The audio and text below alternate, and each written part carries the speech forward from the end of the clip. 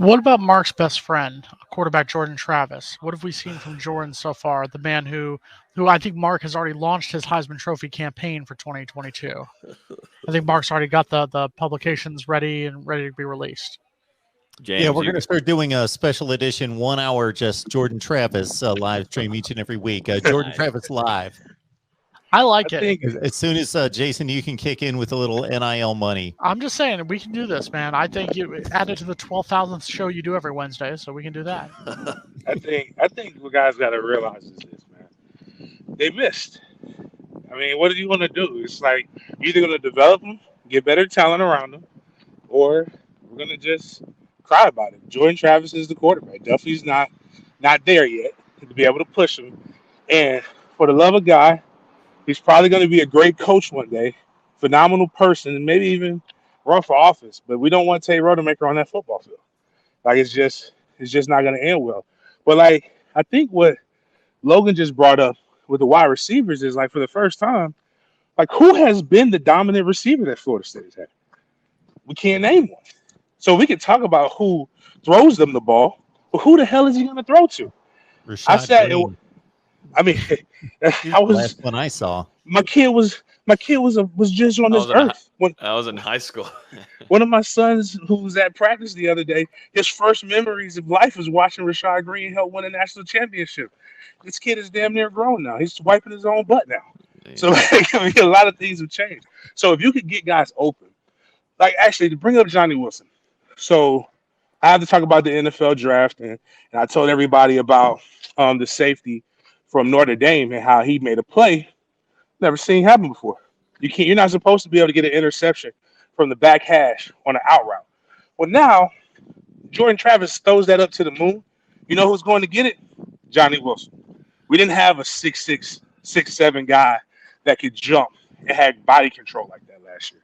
We didn't have a Micah Pittman who could go run the intermediate routes that could be explosive like that. We didn't have that to couple with McClain and with some of these other guys. So I think a little bit of improvements on the offensive line with some more talent at wide receiver. Who knows? Now, I think Kenny Dillingham was drunk when he told me this, but he said if we could get average talent around Jordan Travis, he could be a Heisman candidate. I think that's taking it to the extreme, but I do think that you can see some good things. And I think after they let everything settle, a couple more guys decide that they need to hit the transfer portal, maybe open up some scholarships, you'll be able to see they'll probably go and find a transfer portal quarterback to come in and provide some more depth. But right now, it is what it is. But the most impressive person that I saw, how do you say that name, Logan? I just say the biblical name. Yeah, it sounds like one of them Old Testament names. The cheat code is AT. Just say AT. He, right. I have friends in Niceville tell me that he's good, but like just seeing it, like his understanding of what they're trying to have him do on defense, because they're doing a lot of different, they're mixing up coverages a lot, which I thought was kind of sexy. There's one coverage I'm not going to speak on it too much, but I like it because it's confusing. It baits quarterbacks. But even him one-on-one, Jordan Young actually beat him off the line. And he didn't give up. Found the pocket, used his speed to make up for it, and he strips the ball from him, gets the interception. The athleticism, the wherewithal, like we've seen guys just quit in the last couple of years. They get burnt. They're letting guys from Jacksonville State score on Hail Marys on them when they're in perfect position to even make a tackle or even get a pass interference. But you see this guy. Now, another person who shocked me, because again, and I had to go up to Coach Storms. I said, hey, Coach, tell me the truth. This is just me and you talking.